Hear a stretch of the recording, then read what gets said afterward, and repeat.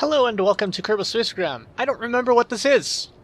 It's an attempt at making a prop plane that is very small and inspired by the Animal Crossing prop plane in KSP. This doesn't work at all. Forget it exists. This is the Kerbal pod. It's basically just a pod with some seats in it. For Kerbals, yeah, their heads stick out quite massively. But if you add wheels, it looks like this. Of course, this is tricycle landing gear, not a tail-dragging configuration. And I tried to make a small jet plane out of it. I forget if this particular variant works. Ah, yes.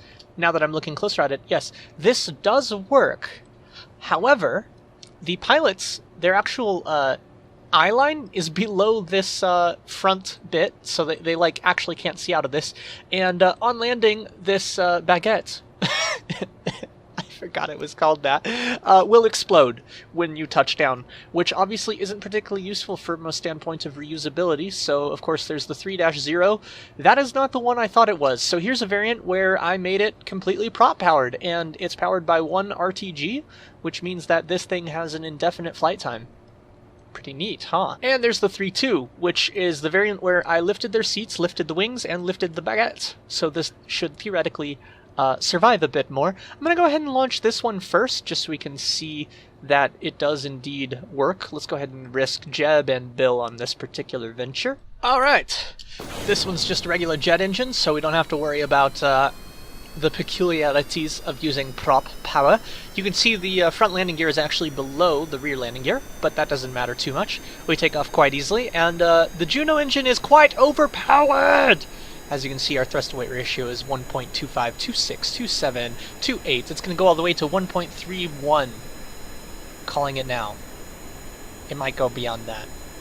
It's definitely going to go beyond that. Maybe not by much, though. Oh? Oh no? Okay, our altitude is too high for it to go above that, or our airspeed is too high. One of the two. In fact, it's going down more now and we're increasing speed, so our airspeed is too high. Okay, so 1.31 was actually right on the money. In any case, let's pull up as hard as we can. Aw, no one blacked out. And why is Jeb completely black? And then that weird screen tear is happening when I pull up too hard. Well, in any case, I just tried to enter a cockpit view that doesn't exist because this doesn't have a cockpit. But in any case, wow, that, P? Oh my god, it worked! Yay! Didn't really save the plane any, but... Hey look, we landed, sort of! I have a feeling this design lands much better if you just activate the parachutes with the Kerbals on board from a higher altitude and actually just try to bring it down with the parachutes. In any case, time for the 3.0, and before we launch this one, I'm gonna go ahead and change their suits, because I forgot that this was a thing you could do, and I'm like so happy that you can do this. Blue vintage suit, we could make it an ESA base suit, we could make an orange, oh, these are the different colors among these different ones. Okay, so there's the brown, orange, and blue vintage suits. Obviously orange, Jeb's gotta do the orange.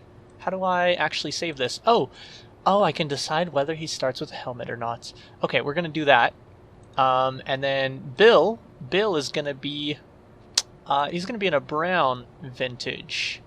Yeah, there we go. And then Bob, I have a feeling that these are not applying somehow.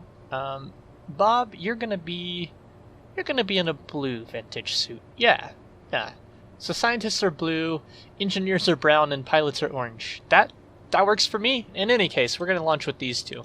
All right. Hey, look at that! We got a blue suit and an orange suit, and they are the retro suits, so it indeed worked.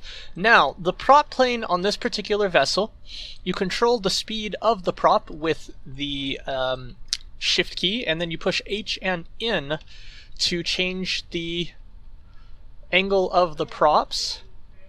And just to try and... I'm going to go ahead and give this full throttle. We need the props to go... Oh, there we go. That seems good enough. Yeah, that's about right for this current airspeed.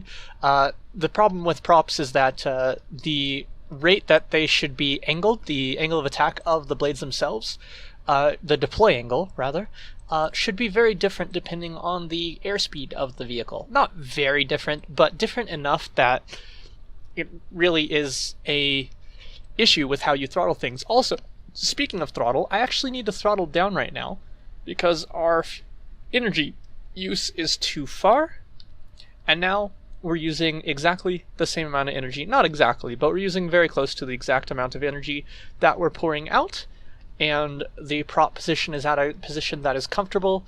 The only downside is that this will continually rotate to the left, and the SAS will not fix this. As you can see, it will just continue to drift. The SAS will do nothing about it. I mean, almost nothing. Like, it's actually trying, it's just not trying very much.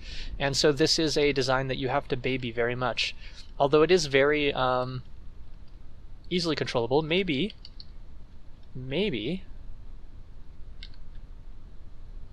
I can get the roll. Nope, that's slightly too much roll. Well, I've trimmed out the roll mostly, not entirely, but I've trimmed it out a lot.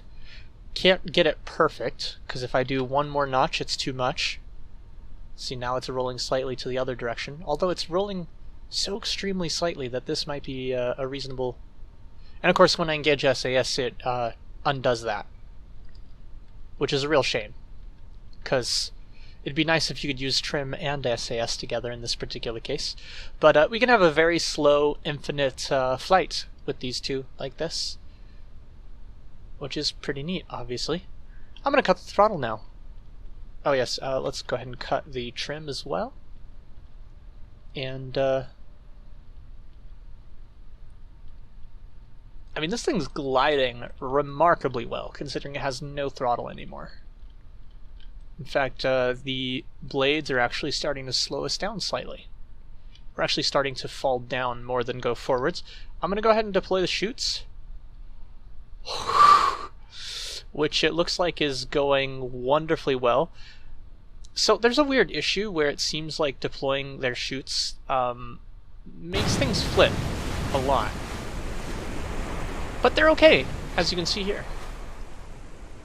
For a slightly more traditional design, we have Proppy McPropFace and Proppy McPropFace 2, which looks identical. I don't remember what the difference is. Probably something significant, but only in parameters. So I'm going to pretend Proppy McPropFace 1 doesn't exist.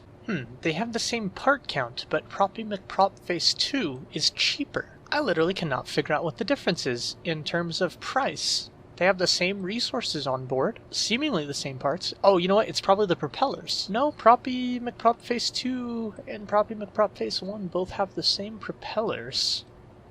That is very strange. Oh well, there's only one Proppy McPropFace now. And as you might expect from my designs, one controls the... Oh, I forgot the term. Not one. The main throttle controls the... I can't think of the term right now. I'm really struggling for words. One controls the throttle of the torque on the propeller, and H and N control the pitch of the blades. And so you can see we can fly quite comfortably at 80 meters per second, roughly 80 meters per second. In case, I'm going to try and trim it out pretty close. And there we go, we have pretty much stable flight. Yeah, trim controls! If you didn't know trim controls, they are holding Alt and then tapping the regular controls for yaw, pitch, roll, etc. So yeah, there you go. Let's pull really hard up. I did not expect that to take as many G-forces as it did. However, still flying quite well, quite stably. So, I guess it's time to do something stupid and land this baby. I don't know if that's really stupid, but yeah, I'm gonna try to do it anyhow. I'm gonna do it. That's not stupid. Why am I calling it stupid? I'm gonna turn the throttle down low. In fact, let's just turn the throttle off entirely. There you go. Alt-X. Whoop. We have too much speed, so I guess I'll just let it slowly drift down as it may.